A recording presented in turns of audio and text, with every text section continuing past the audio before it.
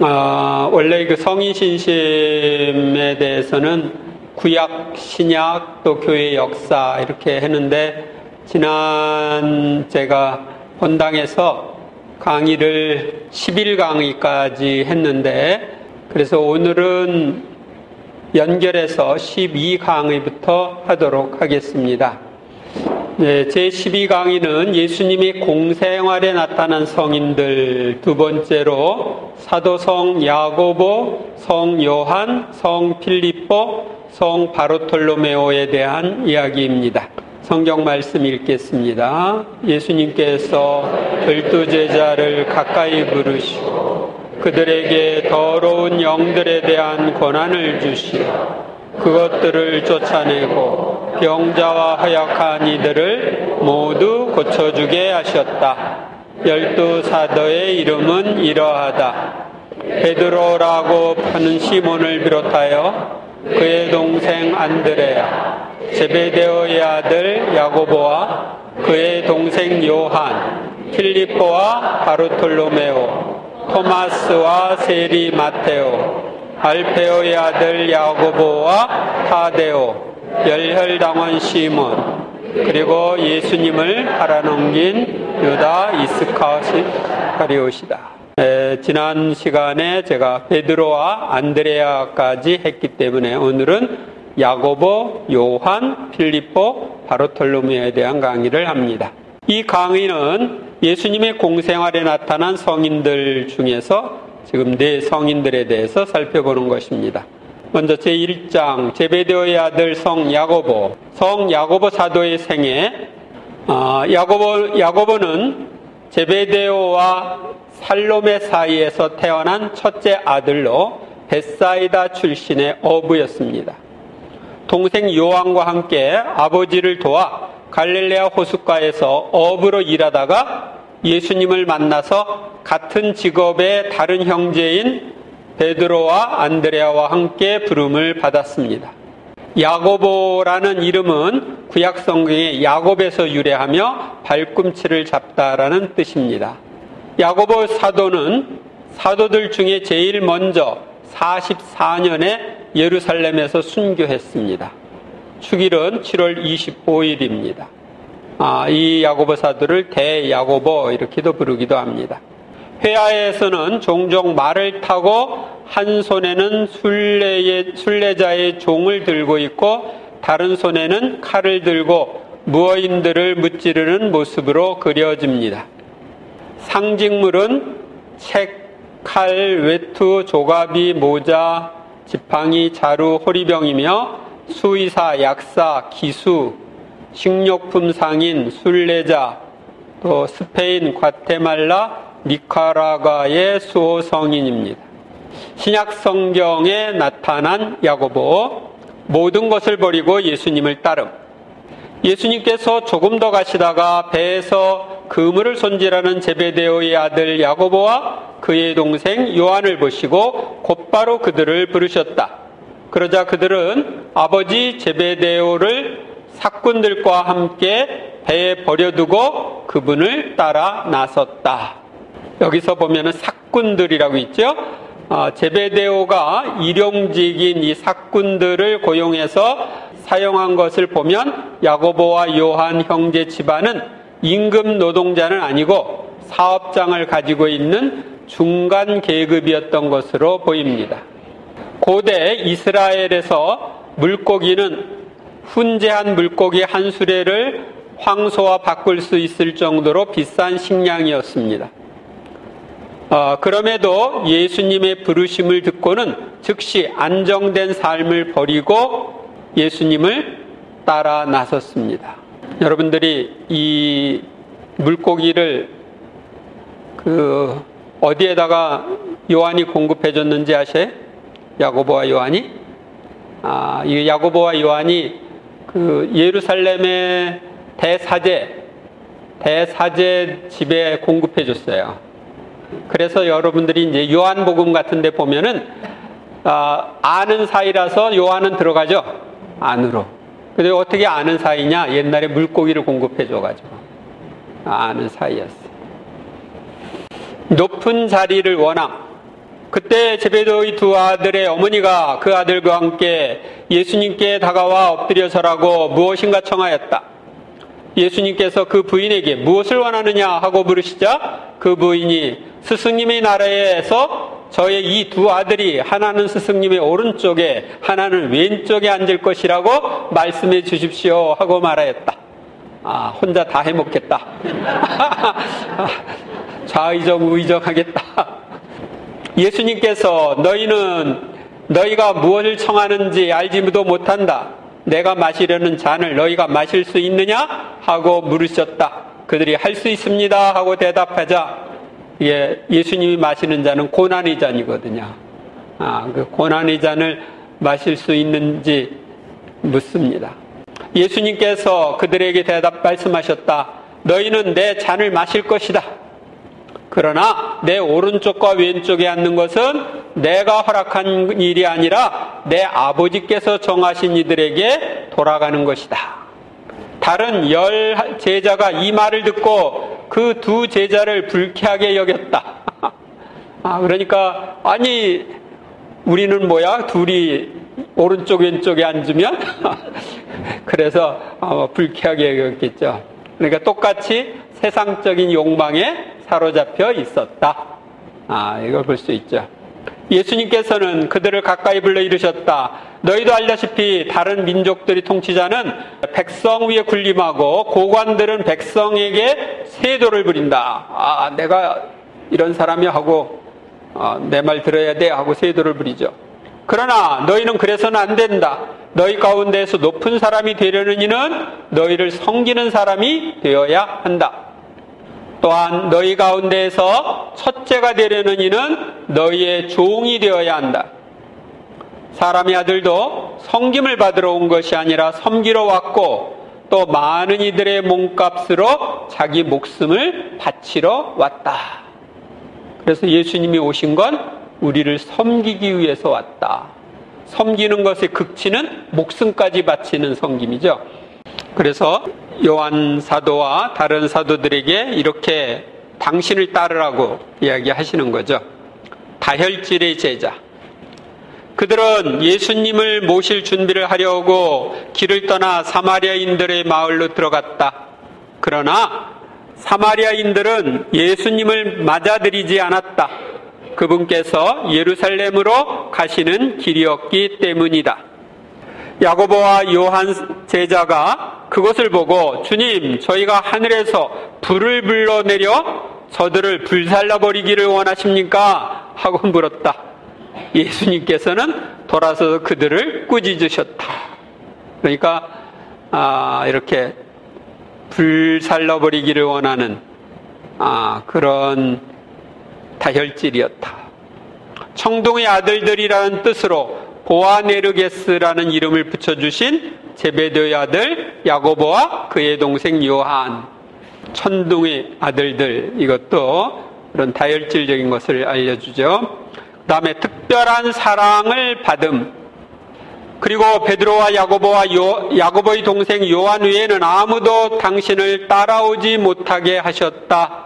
엿새 뒤에 예수님께서 베드로와 야고보와 그의 동생 요한만 따로 데리고 높은 산으로 오르셨다. 이렇게 세 제자 베드로, 야고보, 요한을 특별히 사랑하셨습니다. 베드로와 야고보와 요한을 데리고 가셨다. 그분께서는 공포와 번민에 휩싸이기 시작하셨다.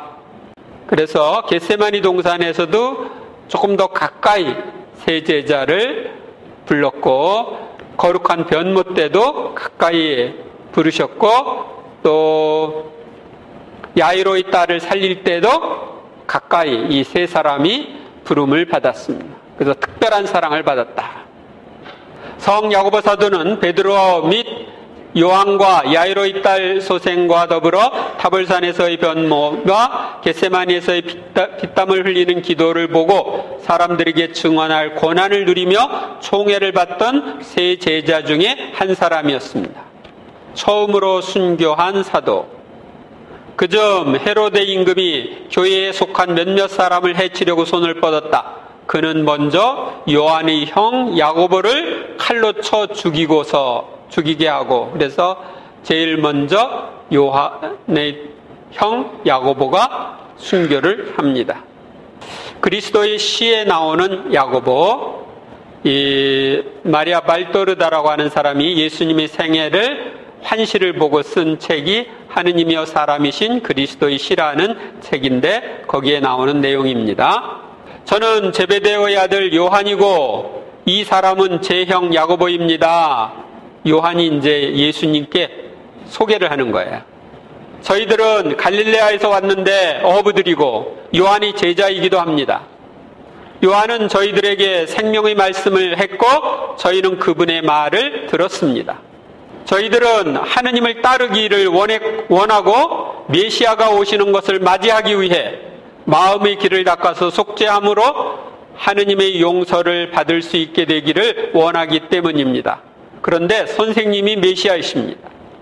요한은 비둘기의 표가 선생님에 내려오는 것을 보았기 때문에 그 말을 해주었습니다.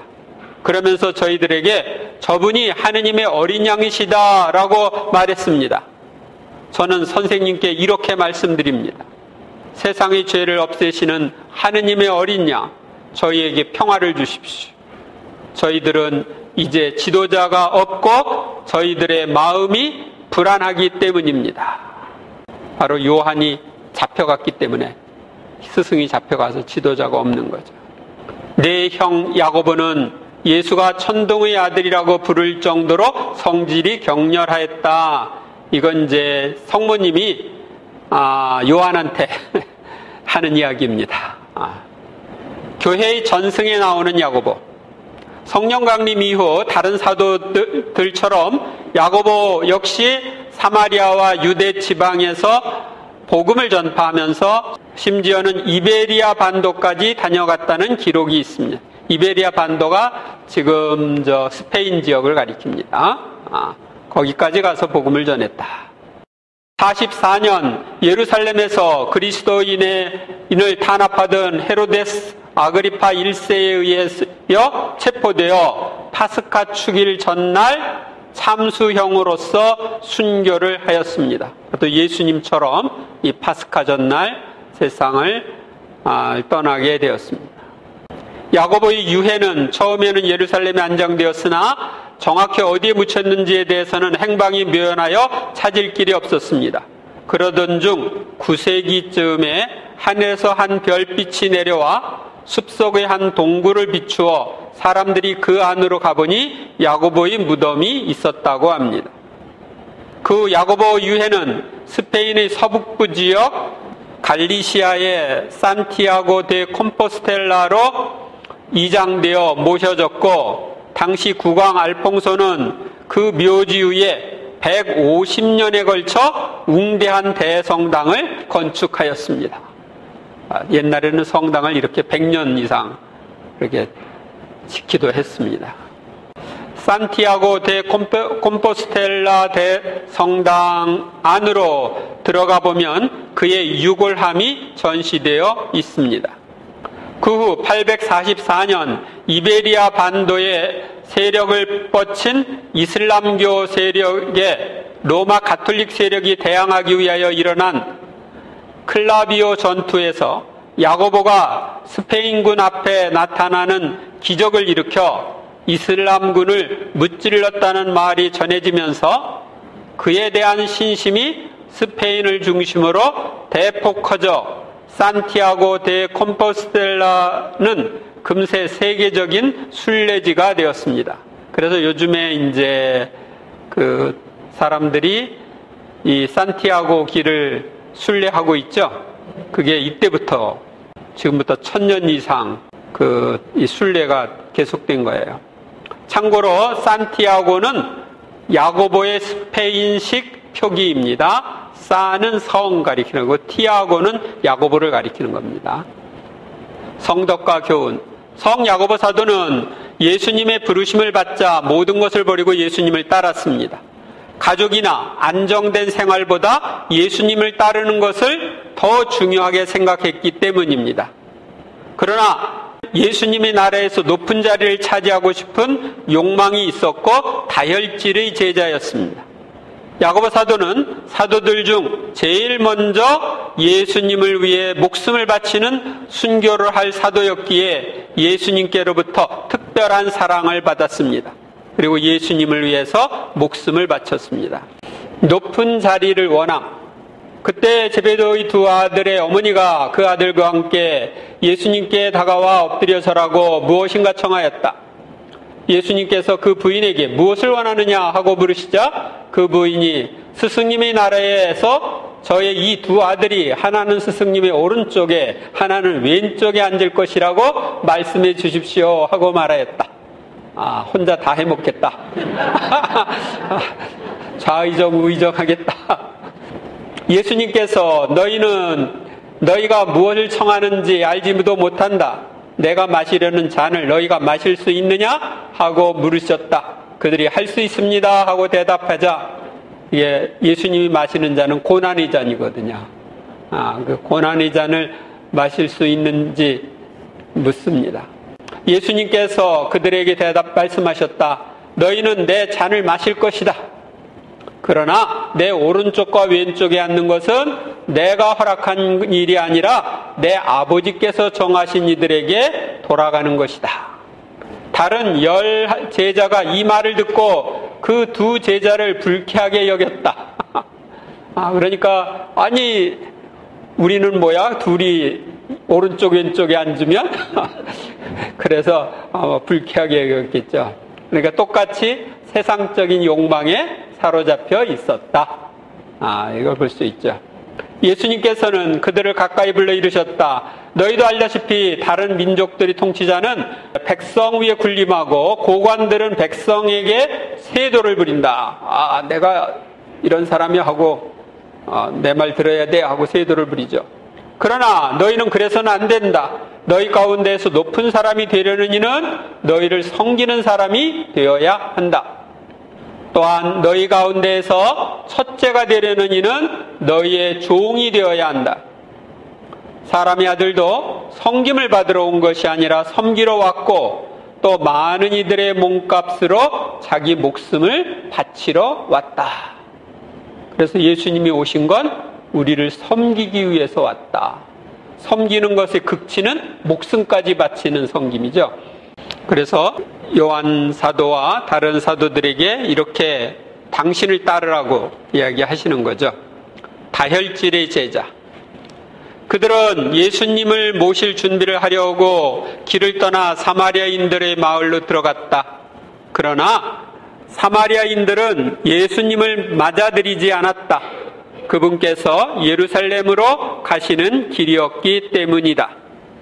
야고보와 요한 제자가 그것을 보고 주님, 저희가 하늘에서 불을 불러내려 저들을 불살라버리기를 원하십니까? 하고 물었다. 예수님께서는 돌아서 그들을 꾸짖으셨다. 그러니까 이렇게 불살라버리기를 원하는 그런 다혈질이었다. 청동의 아들들이라는 뜻으로 보아네르게스라는 이름을 붙여주신 제베데의 아들 야고보와 그의 동생 요한. 천둥의 아들들, 이것도 그런 다혈질적인 것을 알려주죠. 그 다음에 특별한 사랑을 받음. 그리고 베드로와 야고보와 야고보의 동생 요한 외에는 아무도 당신을 따라오지 못하게 하셨다. 엿새 뒤에 예수님께서 베드로와 야고보와 그의 동생 요한만 따로 데리고 높은 산으로 오르셨다. 이렇게 세 제자 베드로, 야고보, 요한을 특별히 사랑하셨습니다. 베드로와 야고보와 요한을 데리고 가셨다. 그분께서는 공포와 번민에 휩싸이기 시작하셨다. 그래서 겟세마니 동산에서도 조금 더 가까이 세 제자를 불렀고 거룩한 변모 때도 가까이 부르셨고 또 야이로의 딸을 살릴 때도 가까이 이 세 사람이 부름을 받았습니다. 그래서 특별한 사랑을 받았다. 성 야고보 사도는 베드로 및 요한과 야이로의 딸 소생과 더불어 타볼산에서의 변모와 겟세마니에서의 피땀을 흘리는 기도를 보고 사람들에게 증언할 고난을 누리며 총애를 받던 세 제자 중에 한 사람이었습니다. 처음으로 순교한 사도. 그점 헤로데 임금이 교회에 속한 몇몇 사람을 해치려고 손을 뻗었다. 그는 먼저 요한의 형 야고보를 칼로 쳐 죽이게 하고, 그래서 제일 먼저 요한의 형 야고보가 순교를 합니다. 그리스도의 시에 나오는 야고보, 이 마리아 발도르다라고 하는 사람이 예수님의 생애를 환시를 보고 쓴 책이 하느님이여 사람이신 그리스도의 시라는 책인데 거기에 나오는 내용입니다. 저는 제베데오의 아들 요한이고 이 사람은 제 형 야고보입니다.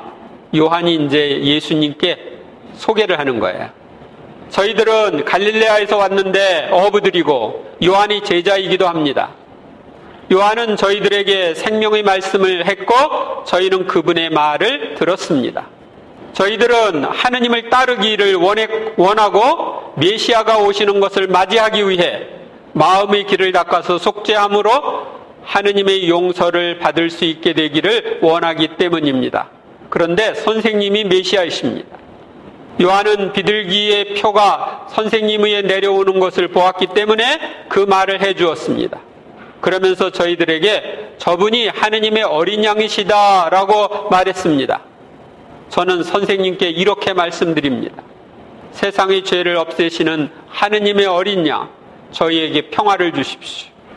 저희들은 이제 지도자가 없고 저희들의 마음이 불안하기 때문입니다. 바로 요한이 잡혀갔기 때문에, 스승이 잡혀가서 지도자가 없는 거죠. 내 형 야고보는 예수가 천둥의 아들이라고 부를 정도로 성질이 격렬하였다. 이건 이제 성모님이 요한한테 하는 이야기입니다. 교회의 전승에 나오는 야고보. 성령 강림 이후 다른 사도들처럼 야고보 역시 사마리아와 유대 지방에서 복음을 전파하면서 심지어는 이베리아 반도까지 다녀갔다는 기록이 있습니다. 이베리아 반도가 지금 스페인 지역을 가리킵니다. 거기까지 가서 복음을 전했다.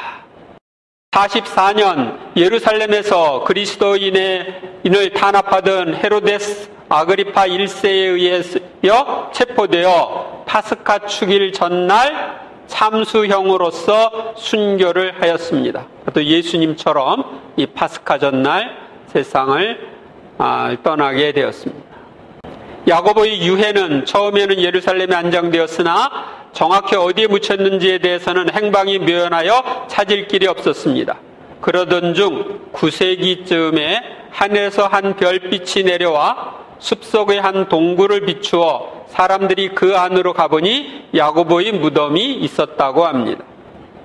그 야고보 유해는 스페인의 서북부 지역 갈리시아의 산티아고 데 콤포스텔라로 이장되어 모셔졌고, 당시 국왕 알퐁소는 그 묘지 위에 150년에 걸쳐 웅대한 대성당을 건축하였습니다.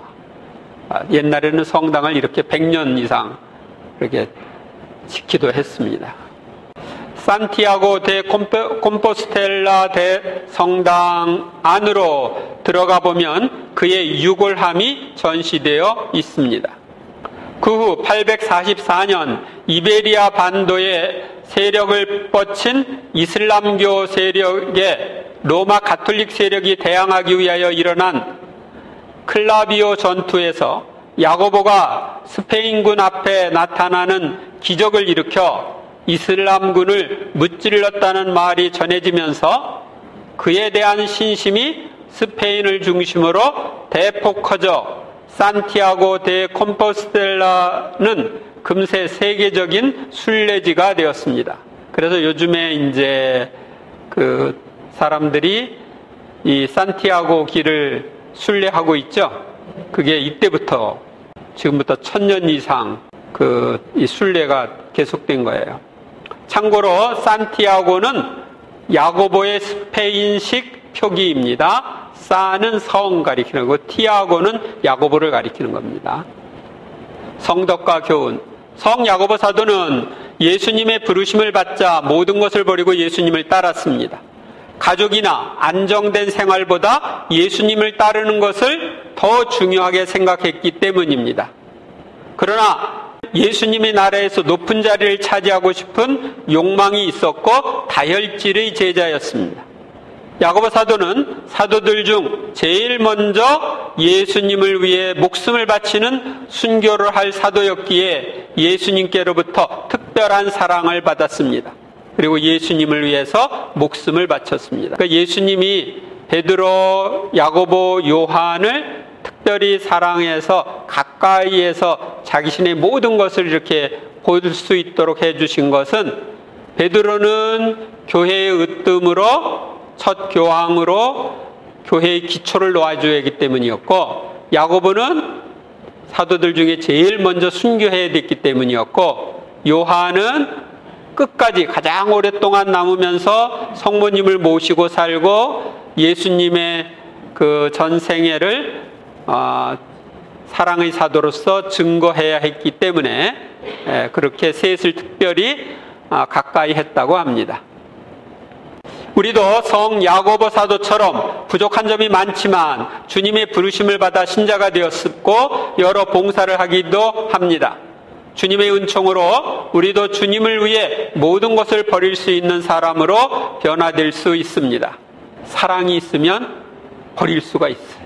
사랑을 위해서는 목숨까지 바치는 거죠. 제2장 제베데오의 아들 성 요한 사도. 성 요한 사도의 생애. 성 요한은 갈릴레아 벳사이다에서 기원 6년경에 어부인 제베데오의 아들로 태어났고 사도 야고보의 형제입니다. 이름의 뜻은 주님께서는 은혜로우시다입니다. 그의 모친은 살로메로 예수님의 어머니 마리아의 친척인 것 같습니다. 요한은 예수님의 부르심을 받고 예수님의 제자가 되었으며 예수님의 공생활에 항상 동행했고 12 제자 중에서도 예수님의 사랑을 가장 많이 받았습니다. 그래서 자기가 자칭 사랑하는 제자라고 이렇게 표현을 하죠.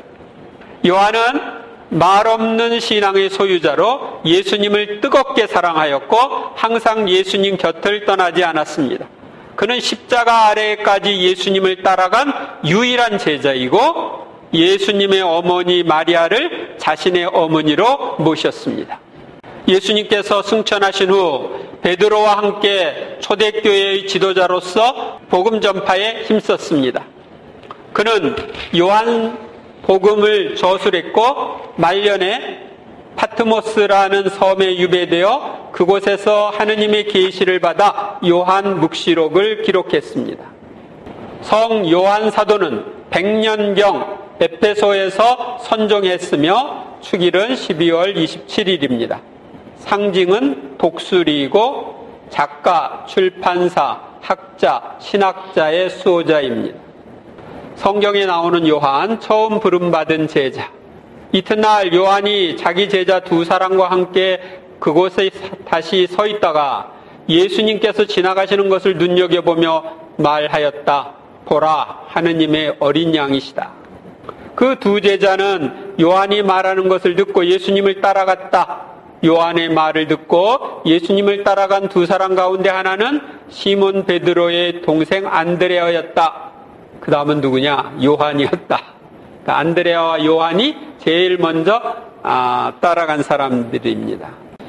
마테오복음에 보면 거기에서 더 가시다가 예수님께서 다른 2 형제 곧 제베데오의 아들 야고보와 그의 동생 요한이 배에서 아버지 제베데오와 함께 그물을 손질하는 것을 보시고 그들을 부르셨다. 그들은 곧바로 배와 아버지를 버려두고 그분을 따랐다. 구마를 막은 요한. 요한이 예수님께 말하였다. 스승님, 어떤 사람이 스승님의 이름으로 마귀를 쫓아내는 것을 저희가 보았습니다. 그런데 그가 저희와 함께 스승님을 따르는 사람이 아니므로 저희는 그가 그러한 일을 못하게 막아보려고 하였습니다. 그러자 예수님께서 그에게 이르셨다. 막지 마라. 너희를 반대하지 않는 이는 너희를 지지하는 사람이다. 여기서 우리가 알 수 있는 것은 다른 사람들도 마귀를 쫓아낼 때 예수님의 이름으로 쫓아낼 수도 있다. 그런 걸 보여주죠. 그러니까 마귀가 나가는 건 예수님 이름 때문에 나가는 거지 우리 성적 때문에 나가는 거 아니에요. 성모님을 모시고 산 요한, 예수님께서는 당신의 어머니와 그 곁에 선 사랑하시는 제자를 보시고 어머니에게 말씀하셨다. 여인이시여 이 사람이 어머니의 아들입니다. 이어서 그 제자에게 이분이 내 어머니시다 하고 말씀하셨다. 그때부터 그 제자는 그분을 자기 집에 모셨다. 그래서 성모님이 세상을 떠나 천국에 갈 때까지 모시고 있었던 제자가 요한입니다. 베드로를 앞세우는 요한, 주간 첫날 이른 아침 아직도 어두울 때 마리아 막달레나가 무덤에 가서 보니 무덤을 막았던 돌이 치워져 있었다. 그래서 그 여자는 시몬 베드로와 예수님께서 사랑하신 다른 제자에게 달려가서 말하였다. 누가 주님을 무덤에서 꺼내갔습니다. 어디에 모셨는지 모르겠습니다. 베드로와 다른 제자는 밖으로 나와 무덤으로 갔다. 두 사람이 함께 달렸는데 다른 제자가 베드로보다 빨리 달려 무덤에 먼저 다다랐다. 네, 다른 제자는 누구요? 요한이죠. 요한이 젊었기 때문에 먼저 달려간 거예요. 그는 몸을 굽혀 암호포가 놓여 있는 것을 보기는 하였지만 안으로 들어가지는 않았다. 시몬 베드로가 뒤따라와서 무덤으로 들어가 암호포가 놓여 있는 것을 보았다. 예수님의 얼굴을 쌌던 수건은 암호포와 함께 놓여 있지 않고 다른 한쪽에 개켜져 있었다. 이 얼굴을 쌌던 수건 아직까지 보존되어 있습니다. 교회 안에. 그제야 무덤에 먼저 다다른 다른 제자도 들어갔다. 바로 요한이 들어갔죠. 그리고 보고 믿었다. 부활을 믿은 거죠. 그러니까 먼저 베드로에게 자리를 내주는 모습을 볼 수 있습니다. 예수님을 먼저 알아본 요한. 어느덧 아침이 될 무렵 예수님께서 물가에 서 계셨다. 그러나 제자들은 그분이 예수님이신 줄을 알지 못하였다. 예수님께서 그들에게 얘들아 뭘 좀 잡았느냐 하시자 그들이 대답하였다. 못 잡았습니다. 예수님께서 그들에게 이르셨다. 그물을 배 오른쪽에 던져라. 그러면 고기가 잡힐 것이다. 그래서 제자들이 그물을 던졌더니 고기가 너무 많이 걸려 그물을 끌어올릴 수가 없었다. 예수님께서 사랑하신 그 제자가 베드로에게 주님이십니다 하고 말하였다. 주님이시라는 말을 듣자 옷을 벗고 있던 베드로는 겉옷을 두르고 호수로 뛰어들었다. 그러니까 사랑했기 때문에 먼저 예수님을 알아본 거예요. 초대교회에서의 중요한 역할을 한 요한. 예루살렘에 있는 사도들은 사마리아인들이 하느님의 말씀을 받아들였다는 소식을 듣고 베드로와 요한을 그들에게 보냈다. 그리고 교회의 기둥으로 여겨지는 야고보와 계파와 요한은 하느님께서 나에게 베푸신 은총을 인정하고 친교의 표시로 나와 바르나바에게 오른손을 내밀어 악수하였습니다. 여기서 보면 요한이 교회의 기둥처럼 여겨졌다 하는 걸 볼 수가 있습니다. 계파는 베드로를 가리킵니다. 성경을 저술한 요한. 이것들을 기록한 목적은 예수님께서 메시아이시며 하느님의 아드님이심을 여러분이 믿고 또 그렇게 믿어서 그분의 이름으로 생명을 얻게 하려는 것이다. 처음부터 있어온 것, 우리가 들은 것, 우리 눈으로 본 것, 우리가 살펴보고 우리 손으로 만져본 것, 이 생명의 말씀에 관하여 말하고자 합니다. 바로 예수님을 가리키는 거예요. 생명의 말씀, 말씀이신 그분이 사람이 되어 오셨기 때문에 그분이 하시는 소리를 듣고 눈으로 보고 손으로 만져봤다. 그래서 이제 그분에 대해서 이야기한다고 하면서 요한일서를 쓰셨습니다. 예수 그리스도의 계시, 하느님께서 머지않아 반드시 일어날 일들을 당신 종들에게 보여주시려고 그리스도께 알리셨고 그리스도께서 당신 천사를 보내시어 당신 종 요한에게 알려주신 계시입니다. 예수님이 천사를 통해서 요한에게 알려준 계시를 요한이 쓴 것이 요한 묵시록입니다. 그리스도의 시에 나오는 요한, 여기 아주 좀 좋은 내용들이 많아요. 예수님께 말씀드리는 요한이 맨 먼저 예수님을 보고 형과 다른 동생들에게 그분을 가리킨다. 저는 제베드의 아들 요한이고 이 사람은 제 형 야고보입니다. 저희들은 갈릴레아에서 왔는데 어부들이고 요한이 제자이기도 합니다. 요한은 저희에게 생명의 말씀을 했고 저희는 그분의 말을 들었습니다. 저희들은 하느님을 따르기를 원했고 메시아가 오시는 것을 맞이하기 위해 마음의 길을 닦아서 속죄함으로써 하느님의 용서를 받을 수 있게 되기를 원하기 때문입니다. 그런데 선생님이 메시아이십니다. 요한은 비둘기 표가 선생님이 내려오는 것을 보았기 때문에 그 말을 해주었습니다. 그러면서 저희에게도 저분이 하느님의 어린 양이시다 라고 말했습니다. 저는 선생님께 이렇게 말씀드립니다. 세상의 죄를 없애시는 하느님의 어린 양, 저희에게 평화를 주십시오. 저희에게는 이제 지도자가 없고 저희의 마음이 불안하기 때문입니다. 이 내용은 야고보 사도 내용과 같죠. 근데 이제 요한에게 대한 예수님의 말씀, 아주 좋은 내용이에요. 제베드의 아들 요한은 순결한 사람이다. 내 제자들 중에서 순결한 사람이다. 그의 영혼은 천사의 몸에 피어있는 꽃이다. 요한은 그의 첫 번째 스승의 말로 나를 부르고, 세례자 요한 가리키죠. 평화를 달라고 내게 청한다. 그러나 평화를 그는 자기 생활의 순결 때문에 자기 마음속에 가지고 있다. 그러니까 순결한 요한은 이미 평화를 마음속에 가지고 있었다. 그리고 나는 그에게서 빛나고 있는 순결 때문에 그를 사랑하였다. 나는 이 순결에 내 가르침과 내 비밀과 내게 가장 소중하였던 인간을 맡겼다. 여기 소중했던 인간은 마리아를 가리킵니다. 요한은 내 첫 번째 제자였고 나를 본 처음 순간부터 나를 사랑하였다. 그의 마음은 내가 요르단 강을 끼고 지나가는 것을 본 날부터, 세례자가 나를 가리키는 것을 본 그날부터 내 마음과 하나가 되었었다. 그 후 내가 광야에서 돌아올 때 나를 만나지 못하였다 하더라도 그는 나를 만날 때까지 찾았을 것이다. 과연 순결한 사람은 겸손하고 하느님의 지식을 배우기를 갈망하여 마치 물이 바다로 흘러가듯 하늘나라의 선생인 사람에게로 간다. 바로 예수님에게로 가는 거죠. 그는 하느님의 진리와 하느님의 가르침과 길에 관한 것을 알게 되면 서슴지 않고 앞으로 나서는 순결한 사람들과 용기 있는 사람들의 거룩한 대담성을 가지고 있었다. 순박과 용맹으로 이루어진 이 개인적인 성격 때문에 내가 요한을 얼마나 사랑하였는지 모른다. 그래서 다른 제자들은 다 도망갔는데 예수님을 따르던 요한은 용맹하게 십자가 밑에까지 간 거죠. 다른 사람들은 목숨이 아까워가지고 도망갔는데 요한의 모습, 이건 이제 환시로 본 요한의 모습입니다. 요한은 어제의 환상에서도 오늘의 환상에서도 매우 젊다. 겨우 어른이 된 남자의 수염 없는 볼그레한 얼굴, 게다가 금발이다.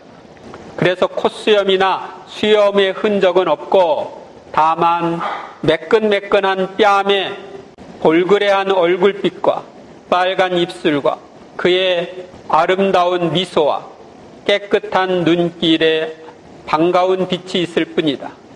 깨끗한 눈길은 그의 눈에 짙은 터키옥 빛깔에서보다도 오히려 그의 눈에 비쳐 나오는 순결한 영혼의 맑음에서 오는 것이다. 요한의 고백과 예수님의 요한에 대한 말씀. 선생님을 굉장히 사랑합니다. 저는 선생님을 항상 사랑했던 것 같이 생각됩니다. 선생님을 알기 전에, 그 전에 벌써 제 영혼이 선생님을 찾고 있었습니다. 그래서 선생님을 배웠을 때 제 영혼은 제게 내가 찾는 분이 저분이시다 하고 말했습니다. 선생님을 만났을 때 제 영혼이 선생님을 알아 배웠습니다. 예수님 말씀입니다. 너희들은 요한이 순결하고 사랑하고 충실하기 때문에 그를 찬미한다. 그러나 그가 겸손으로도 훌륭하였다는 것에는 주의하지 않는다. 베드로가 나에게 온 것이 그의 덕택이었는데 그는 이 개인적인 점을 겸손되이 말 안 한다. 베드로에게 설득해서 예수님께로 오게 했다. 그래서 베드로가 수제자가 된 것은 요한 덕택이다. 근데도 내 덕택이야 하고 말 안 한다. 겸손하다는 거죠. 베드로 사도, 따라서 내 사도들 중에서 첫째 사도는 요한이었다. 제일 먼저 나를 알아보았고, 제일 먼저 내게 말을 걸었고, 제일 먼저 나를 따랐으며, 제일 먼저 나를 알리었다. 요한이 내 마음에 드는 사람이었느냐? 그렇다. 그러나 그가 나와 비슷한 이런 점도 가지고 있지 않느냐? 순결하고, 사랑하고, 순종하고, 그리고 겸손하기도 한 사람. 나는 내 모습을 그에게 비춰줬고 그에게서 내 덕행들을 보았다. 이 때문에 그를 제2의 나 자신처럼 사랑하였다. 예수님을 닮은 그 모습을 보고 예수님이 제2의 자신처럼 요한을 사랑했다는 거예요. 나는 그에게서 그를 작은 그리스도로 인정하시는 아버지의 눈길을 보았다. 그리고 내 어머니도 이런 말씀을 하셨다. 나는 요한이 내 둘째 아들인 것 같은 느낌이 든다.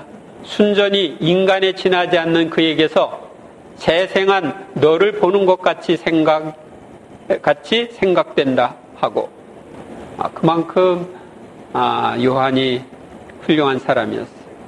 요한과 유다의 차이. 그런 다음 예수께서는 이렇게 말씀하셨다. 여기 유다는 유다 이스카리옷을 얘기합니다. 요한과 다른 제자와의 사이에 또 한 가지 대비되는 것이 있다. 이 대비로 내가 특히 사랑하는 제자의 모습이 더 분명히 두드러지게 나타난다. 요한은 제자가 되기 위하여 자기의 사고와 판단 방식까지도 버리는 사람이다. 그는 그의 인격, 즉 그가 선택되기 전에 가졌던 그 인격은 손톱만큼도 남기려 하지 않고 전부 바치는 사람이다. 자기를 찾지 않는 거예요. 그런데 유다는 자기 자신을 버리기를 원치 않는 사람이다. 그러므로 그가 바치는 것은 실제로 바치는 것이 아니다. 버리지 않는 거니까. 그는 교만과 관능성과 탐욕으로 병든 자아를 지니고 있다. 그는 그의 사고방식을 그대로 가지고 있다. 따라서 그는 증여와 은총의 효과를 약화시킨다. 그래서 자기를 버리지 않으면 유다처럼 되는 겁니다. 유다는 모든 실패한 사도의 전형이다. 그런데 그런 사람이 대단히 많다. 나를 버리지 않고 예수님을 따르려고 하는 사람이 대단히 많은 거예요. 요한은 내게 대한 사랑으로 자기를 제물로 바치는 사람들의 전형이다. 예수님에 대한 사랑으로 몽땅 바치는 거예요. 나와 내 어머니는 더 말할 나위 없는 제물이다. 우리를 따라 우리 수준에 이른다는 것은 어려운 일이고 불가능한 일이기까지도 하다. 그것은 우리의 희생이 대단히 힘든 것이었기 때문이다. 그러니까 예수님이나 성모님과 같은 제물은 되게 어렵다. 그러나 나의 요한은 그는 동정녀, 순교자, 신앙 증거자, 복음 전도자, 활동으로나 명상으로 하느님의 어머니를 섬기는 사람같이 나를 사랑하는 모든 부류의 사람이 본받을 수 있는 제물이다. 그러니까 요한은 모든 부류의 사람이 본받을 수 있는 제물이다. 그는 모든 사람의 본보기가 된다. 그는 사랑하는 사람이다. 이치를 따지는 여러 가지 방식을 살펴보아라. 유다는 검토하고 토론하고 고집을 부린다. 그리고 굴종하는 것 같이 보일 때에도 사실에 있어서는 그의 정신 상태를 그대로 지니고 있다. 그런데 요한은 자기를 아무것도 아닌 것으로 생각하고 모든 것을 받아들이고 이유를 묻지 않으며 내 마음에 드는 것만으로 만족한다. 이런 것이 본보기이다. 그러니까 주님이 마음에 들어 하면 그것으로 오케이. 주님이 기뻐하시면 그것으로 오케이. 이러는 거예요. 요한과 야고보의 대화. 아버지는 하느님이시고 형님은 예수님이시고 어머니는 마리아님이셔. 요한이 그렇게 말하니까 야고보가 그럼 피는 내겐 이제 중요하지 않게 됐단 말이냐? 하고 야고보가 화가 나서 외친다. 화내지 마. 나는 나를 만든 피와 모태인 아버지, 어머니를 축복하고 같은 부모에게서 온 형도 축복해. 그것은 부모님이 나를 낳고 기르셔서 선생님을 따를 수 있게 해주셨기 때문이고 형은 선생님을 따르기 때문이야. 어머니가 제자가 되신 뒤로는 어머니를 두 가지 명목으로 사랑해. 그러니까 야고보와 요한의 어머니 살로메도 예수님의 여자 제자로 살았다는 거 알려주죠.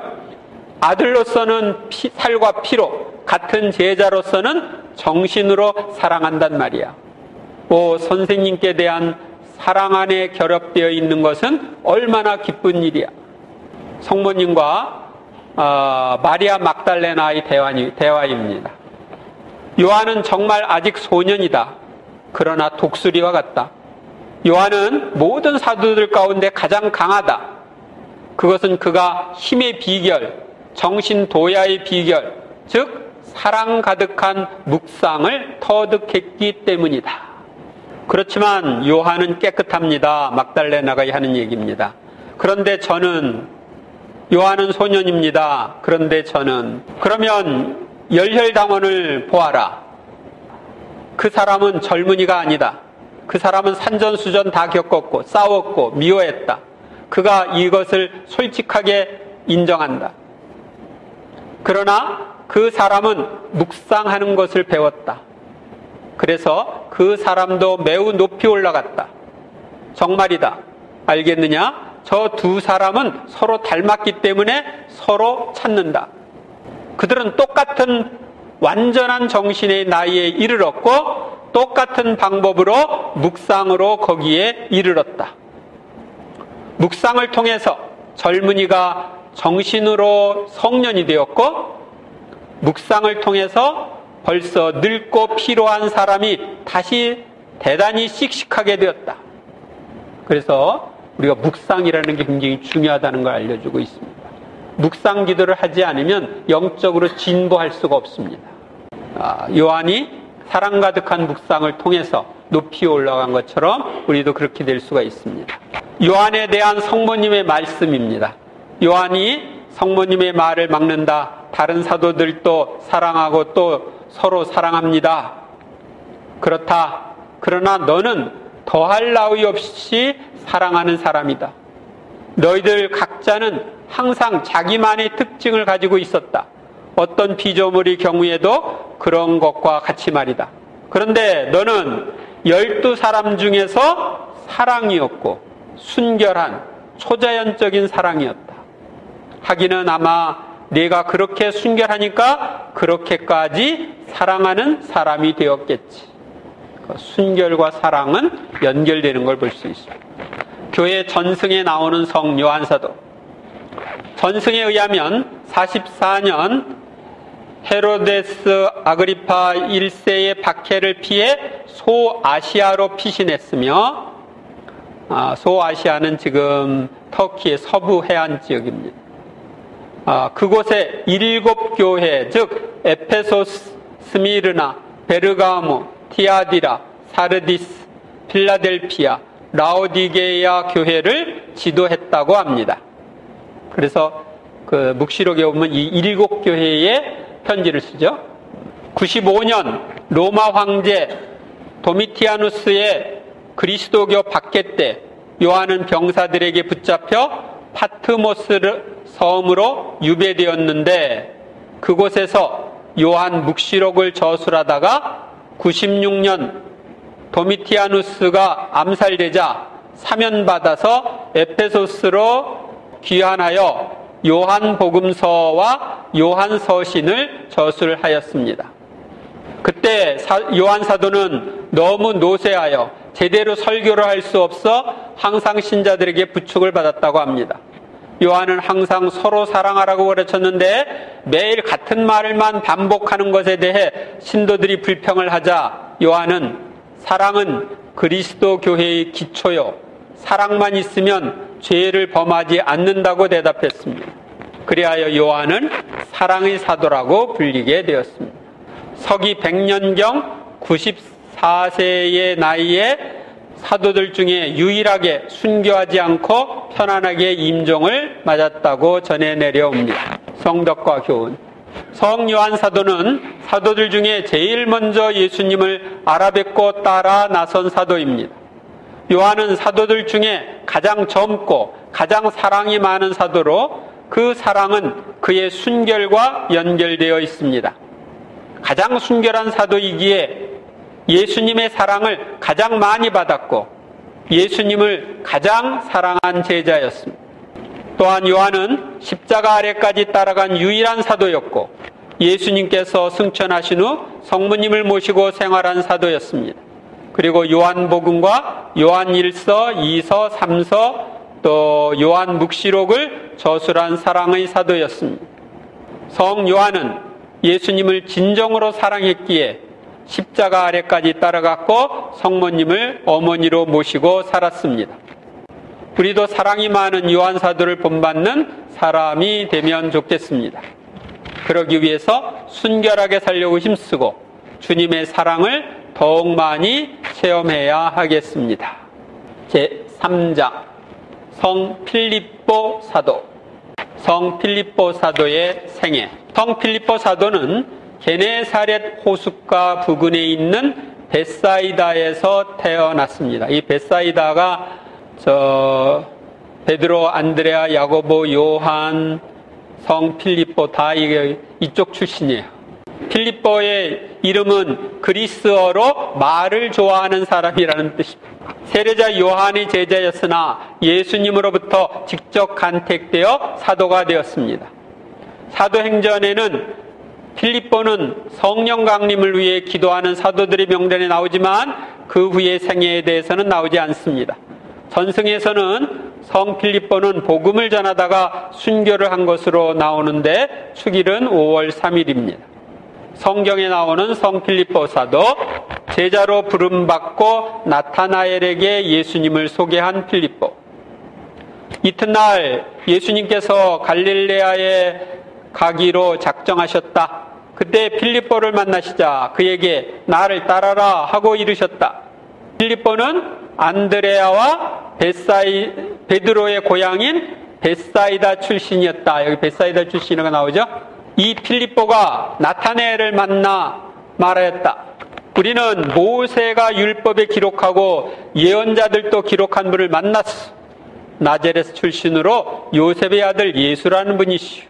5,000명을 먹이신 기적 전에 나오는 필립보. 예수님께서는 눈을 드시어 많은 군중이 당신께 오는 것을 보시고 필립보에게 저 사람들이 먹을 빵을 우리가 어디에서 살 수 있겠느냐 하고 물으셨다. 이는 필립보를 시험해 보려고 하신 말씀이다. 그분께서는 당신이 하시려는 일을 미리 잘 알고 계셨다.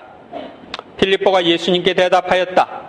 저마다 조금씩이라도 받아먹게 하자면 200데나리온어치 빵으로도 충분하지 않겠습니다. 1데나리온은 하루 임금이죠. 조금씩 떼어주라도 200데나리온 가지고도 안 되겠다. 그만큼 사람이 많은 거죠. 그리스 사람을 예수님께 안내한 필립보. 축제 때 예배를 드리러 온 이들 가운데 그리스 사람도 몇 명 있었다. 그들은 갈릴레아의 벳사이다 출신 필립보에게 다가가 선생님, 예수님을 뵙고 싶습니다 하고 청하였다. 필립보가 안드레아에게 가서 말하고 안드레아와 필립보가 예수님께 가서 말씀드리자 예수님의 아버지를 뵙게 해달라고 청한 필립보. 필립보가 예수님께 주님, 저희가 아버지를 뵙게 해주십시오. 저희에게는 그것으로 충분하겠습니다. 하자 예수님께서 그에게 말씀하셨다. 빌립보야, 내가 이토록 오랫동안 너희와 함께 지냈는데도 너는 나를 모른단 말이냐? 나를 본 사람은 곧 아버지를 뵌 것이다. 그런데 너는 어찌하여 저희가 아버지를 뵙게 해 주십시오 하느냐? 내가 아버지 안에 있고 아버지께서 내 안에 계시다는 것을 너는 믿지 않느냐? 내가 너희에게 하는 말은 나 스스로 하는 말이 아니다. 내 안에 머무르시는 아버지께서 당신의 일을 하시는 것이다. 내가 아버지 안에 있고 아버지께서 내 안에 계시다고 한 말을 믿어라. 믿지 못하였거든 이 일을 보아서라도 믿어라. 내가 진실로 진실로 너희에게 말한다. 나를 믿는 사람은 내가 하는 이 일을 할 뿐만 아니라 그보다 더 큰 일도 하게 될 것이다. 내가 아버지께 가기 때문이다. 앞으로 이제 기도에 응답해 주시는 걸 얘기합니다. 너희가 내 이름으로 청하는 것은 무엇이든지 내가 다 이루어 주겠다. 그리하여 아버지께서 아들을 통하여 영광스럽게 되시도록 하겠다. 너희가 내 이름으로 청하면 내가 다 이루어 주겠다. 그래서 우리가 예수님의 이름으로 청하는 거예요. 그리스도의 시에 나오는 성 필립보 사도, 제자로 부름받은 필립보. 예수님께서는 어린이들에게 축복하시고 필립보 예수께서는 그의 이름을 부르신다. 필립보와 나란히 걸어서 집으로 돌아오신다. 그들은 작은 정원에 앉는다. 내 제자가 되기를 원하느냐? 원합니다. 그러면서 그렇게 되기를 감히 바라지 못합니다. 내가 너를 부른 것이다. 그러면 저는 선생님의 제자입니다. 여기 이렇게. 내가 누구인지 알았느냐? 안드레아가 선생님 말씀을 제게 해 주었습니다. 안드레아는 자네가 갈망하던 분이 오셨네 하고 말했습니다. 그 사람은 제가 메시아를 갈망한다는 것을 알고 있었으니까요. 내 기다림이 헛되지 않았다. 내가 내 앞에 있으니까. 제 선생님이시고 제 하느님이십니다. 너는 옳은 의향을 가진 이스라엘 사람이다. 그렇기 때문에 내가 네게 나타나서 보여주는 것이다. 제자들에 대한 예수님의 말씀. 이번에는 나의 벗 시몬도, 내 승리인 너 마테오도, 현명한 바르톨로메오 너도, 충실한 필립보 너도, 명랑한 마음을 가진 사나이 토마스 너도, 묵묵히 활동하는 안드레아도 오너라. 여기서 보면 예수님이 필립보를 충실한 필립보라고 이렇게 표현을 합니다. 내가 제일 먼저 만난 너 야고보도, 또 이제는 내 선생이 기쁨인 너 요한도, 내 어릴 적과 젊은 시절의 동무였던 너 유다도, 예수님의 제자 중에 유다 타테오를 가리킵니다. 얼굴과 마음이 의인을 회상시키는 너 야고보도, 자 모두 오너라. 그러나 내 사랑이 다양하지만 너희들의 착한 뜻도 요구한다는 것을 기억하여라. 내일부터는 내 제자로서의 생활에서 한 걸음 더 앞으로 내딛게 될 것이다. 그러나 앞으로 내딛는 한 걸음 한 걸음이 명예이고 의무라는 것을 생각하여라. 동정 생활로 부름받은 필립보의 딸. 필립보는 결혼한 사람이었어요. 근데 이제 딸이 이제 예수님 부름을 받습니다. 필립보가 끼어들어서 이렇게 말한다. 그럼 제 딸이 선생님께 부름을 받았다고 말씀하시는 것입니까? 그런데 이제는 그 애가 뭘 할 겁니까? 저는 그 애를 선생님에게서 빼앗으려고 하지는 않습니다. 그러나 다만 그 애를 돕기 위해서만이라도 그 애의 부름이 어떤 것인지 알고 싶습니다. 동정의 사랑으로 봉헌된 백합꽃들을 그리스도의 정원으로 데려오는 일이다. 장차 그런 백합꽃이 많을 것이다. 앞으로 수도 생활, 동정생활하는 사람들이 많을 것을 얘기합니다. 수없이 많을 것이다. 악의 소굴과 균형을 이루게 하기 위하여 향을 피워 향기롭게 된 화단들이다. 하느님을 모독하는 자들과 무신론자들과 균형을 이루게 하려는 기도하는 영혼들이다. 인간의 모든 불행에 대한 도움이고 하느님의 기쁨이다. 그래서 동정의 순결한 몸으로 자신을 바치면서 생활하는 이런 수도자들이 많아지는 것은 하느님의 기쁨이고 또 하느님을 모독하는 자들, 무신론자들과 균형을 이루게 된다. 아버지를 보여달라고 한 필립보. 주님, 저희에게 아버지를 보여주십시오. 그러면 그 여자들과 같이 되겠습니다. 하고 필립보가 말한다.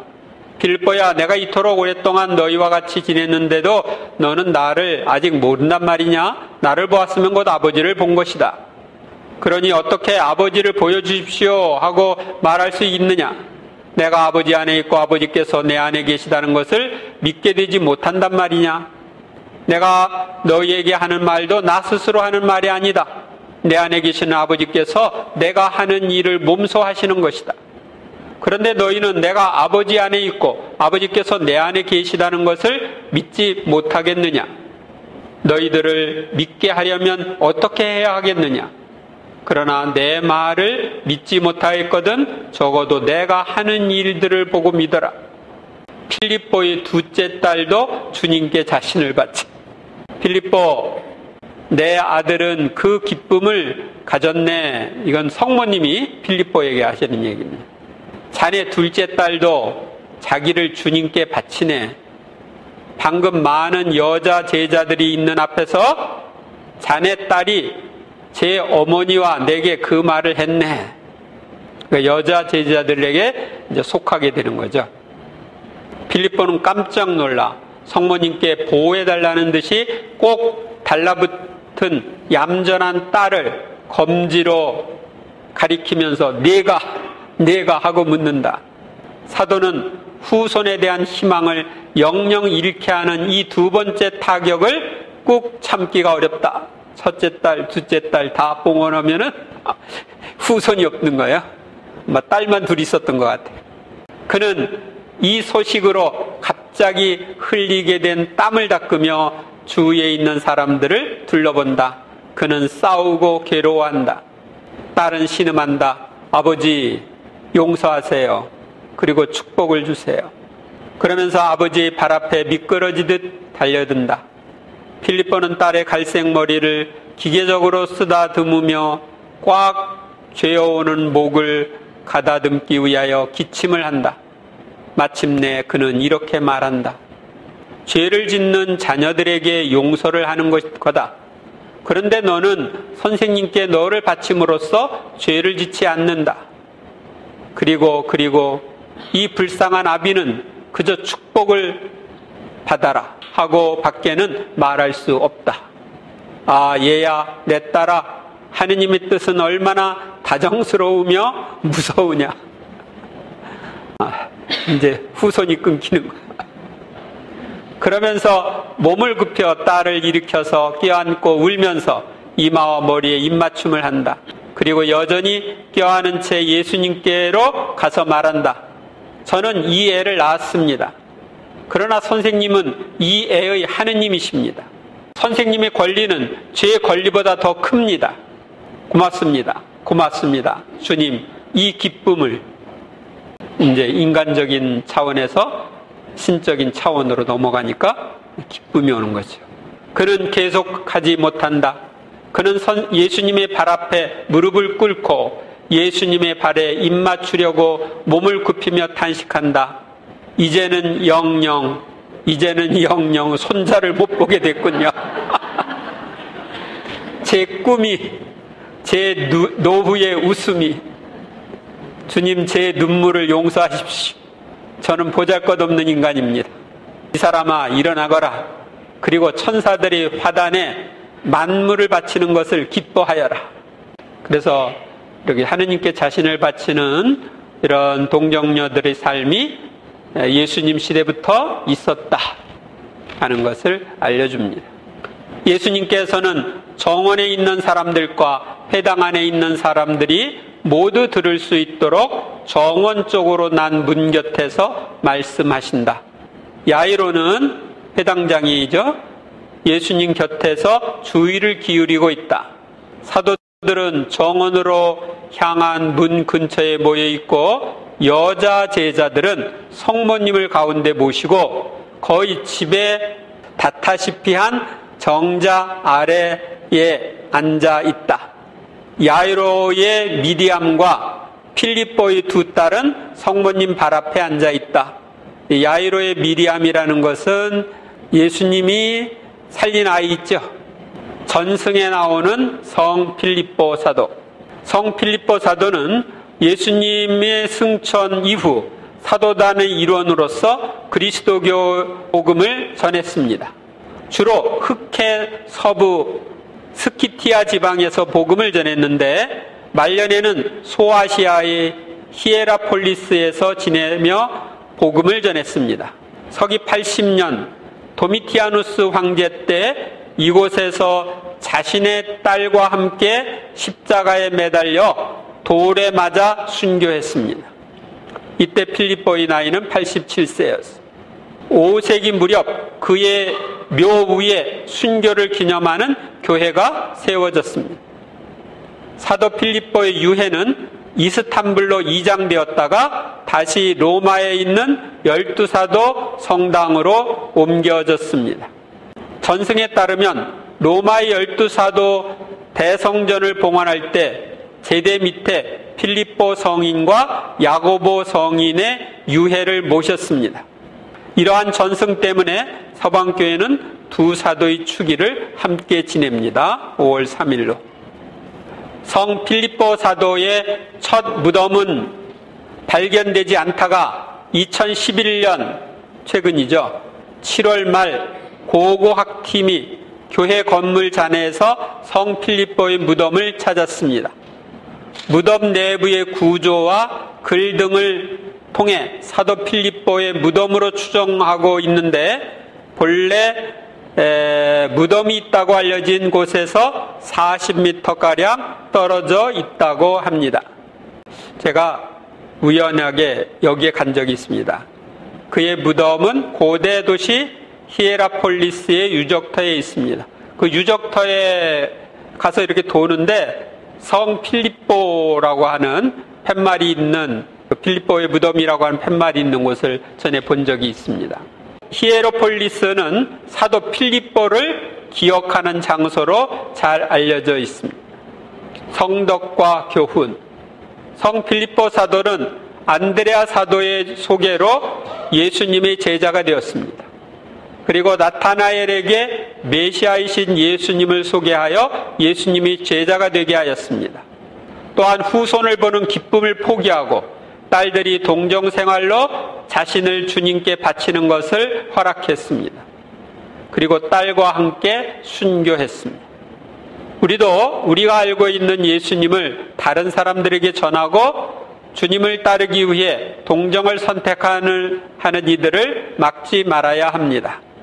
그리고 주님을 위해서라면 목숨까지 바칠 각오를 해야 합니다.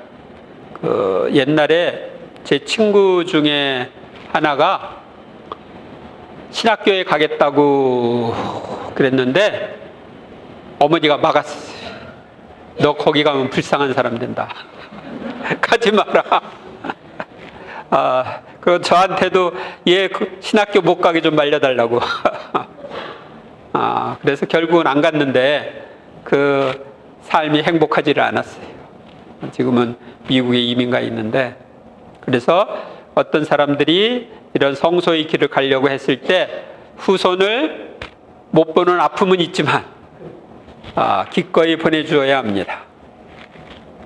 제4장 성 바르톨로메오 사도. 성 바르톨로메오 사도의 생애.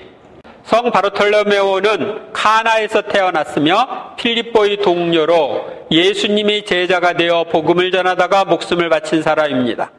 성 바르톨로메오는 필립보의 소개로 예수님의 제자가 된 나타나엘을 가리킨다고 보고 있습니다. 히브리어로 바르는 누구의 아들이라는 뜻이므로 바르톨로메오는 톨로메오의 아들이라는 뜻입니다. 따라서 바르톨로메오는 가문의 이름이기에 또 다른 개인 이름을 가지고 있었을 것입니다. 그런 이유에서, 그리고 그가 복음서 목록에서 언제나 사도 필립보와 함께 언급되기 때문에 그를 나타나엘과 동일인으로 봅니다. 이 입장이 옳다면 그의 정식 이름은 나타나엘 바르톨로메오가 되는 셈입니다. 바르톨로메오는 사도들 명단에 4번 나오는데 성령 강림 이후의 행적은 성경에 나오지 않습니다. 성 바르톨로메오 축일은 8월 24일이고 상징물은 칼과 벗겨진 살가죽이며 가죽노동자, 치즈상인, 미장공, 이탈리아, 몰타, 스페인, 아르메니아의 수호성인입니다. 성경에 나오는 바르톨로메오 사도. 이 필립보가 나타나엘을 만나 말했다. 우리는 모세가 율법에 기록하고 예언자들도 기록한 분을 만났소. 나자렛 출신으로 요셉의 아들 예수라는 분이시오. 나타나엘은 필립보에게 나자렛에서 무슨 좋은 것이 나올 수 있겠소 하였다. 그러자 필립보가 나타나엘에게 와서 보시오 하고 말하였다. 예수님께서는 나타나엘이 당신 쪽으로 오는 것을 보시고 그에게 말하였다. 보라, 저 사람이야말로 참으로 이스라엘 사람이다. 저 사람은 거짓이 없다. 나타나엘이 예수님께 저를 아십니까? 어떻게 아십니까? 하고 물으니 예수님께서 그에게 필립보가 너를 부르기 전에 네가 무화과 나무 아래에 있는 것을 내가 보았다 하고 대답하셨다. 그러자 나타나엘이 예수님께 말하였다. 스승님은 하느님의 아드님이십니다. 이스라엘의 임금이십니다. 예수께서 나타나에게 이르셨다. 내가 무화과 나무 아래에 있는 것을 보았다고 해서 나를 믿느냐? 앞으로 그보다 더 큰 일을 보게 될 것이다. 이어서 그에게 또 말씀하셨다. 내가 진실로 진실로 너에게 말한다. 너희는 하늘이 열리고 하느님의 천사들이 사람의 아들 위에서 오르내리는 것을 보게 될 것이다. 그리스도의 시에 나오는 바르톨로메오 사도, 예수님의 제자로 부름받음, 속임수를 모르는 참 이스라엘 사람이 오는구나. 나타나엘, 내게 평화가 있기를. 어떻게 저를 아십니까? 필립보가 너를 부르기 전에 네가 무화과 나무 밑에 있는 것을 보았다. 선생님은 하느님의 아들이시고 이스라엘의 왕이십니다.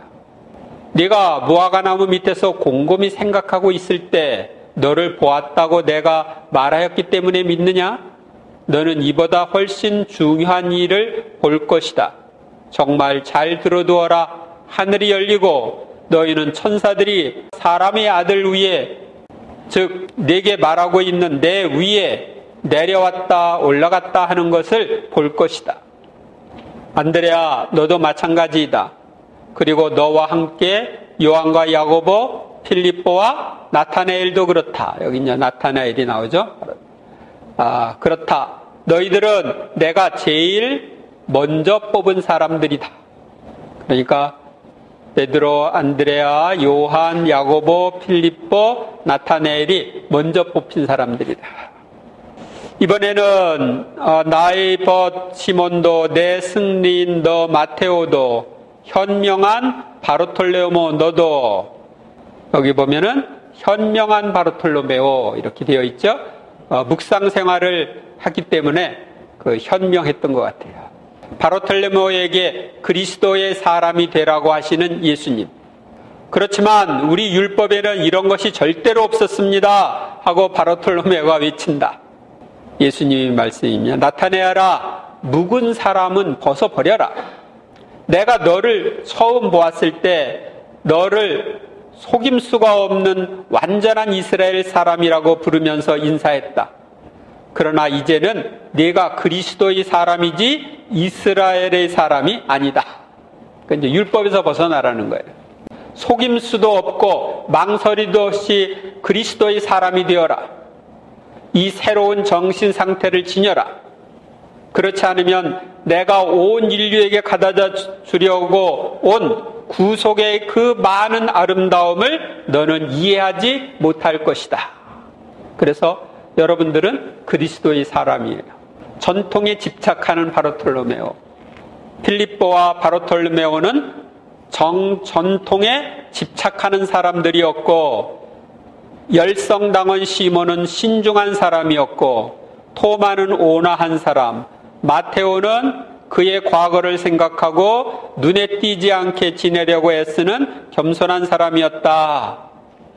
이건 아마 성모님이 12제자에 대한 설명을 하시는 걸 겁니다. 전승에 나오는 성 바르톨로메오 사도, 4세기에 카이사리아의 주교 요세비우스는 그의 책에서 바르톨로메오가 남기고 간 마테오 복음서 히브리어판을 2세기 알렉산드리아의 교사 성 판타이누스가 인도를 방문했을 때 발견했다고 밝히고 있습니다. 여기 보면은 바르톨로메오가 그러면 인도까지 갔다, 이런 얘기가 되겠죠. 전한 바에 따르면 성 바르톨로메오는 에티오피아, 메소포타미아, 파르티아스, 지금의 이란을 가리킵니다. 리카오니아, 터키에 속한 거, 아르메니아에서도 선교 활동을 했다고 합니다. 성 바르티메오 사도는 아르메니아에서 선교를 하다가 이교 사제들의 선동을 받은 아스티아제스라는 왕의 명령으로 채찍형을 당한 후 참사를 당했습니다. 그는 산채로 칼에 의해 전신의 살가죽이 벗겨지고 나중에는 십자가에 못 박혀 머리가 베어지는 등 갖은 혹형을 당하였습니다. 성 바르톨로메오 사도는, 이 사도의 유해는 알바노시에서 정중하게 매장되었다가 후에 메소포타미아의 다라 지방으로 옮겨졌고 6세기에 시칠리아 성 근처에 있는 나파리 섬에 이송되었습니다. 839년에는 사라센의 침략을 피해 베네벤토는 오상의 비오 신부님 출신지입니다. 983년에는 로마로 운반되었고 오늘날에는 티베르 강 가운데에 있는 한 섬에 건축된 성 바르톨로메오 성당에 보관되어 있습니다. 성덕과 교훈. 성 바르톨로메오는 거짓이 없는 정직한 사람이었지만 이스라엘의 율법과 전통에 집착하는 사람이었습니다. 그러나 주님을 만남으로써 주님을 위해 여러 곳에 복음을 전하다가 순교한 위대한 사도가 되었습니다. 우리들도 정직한 생활을 하고 세상의 어떤 것에도 집착하지 않고 그리스도를 따르는 그리스도의 사람이 되어야 하겠습니다. 맺은 말. 지금까지 우리는 성 야고보 사도와 성 요한 사도, 성 필립보 사도와 성 바르톨로메오 사도에 대하여 알아보았습니다. 이 네 성인의 행적에서 본받아야 할 부분, 마음에 와닿는 부분을 실천함으로써 성도로 나아가면 주님과 천사들과 사도들이 기뻐할 것입니다.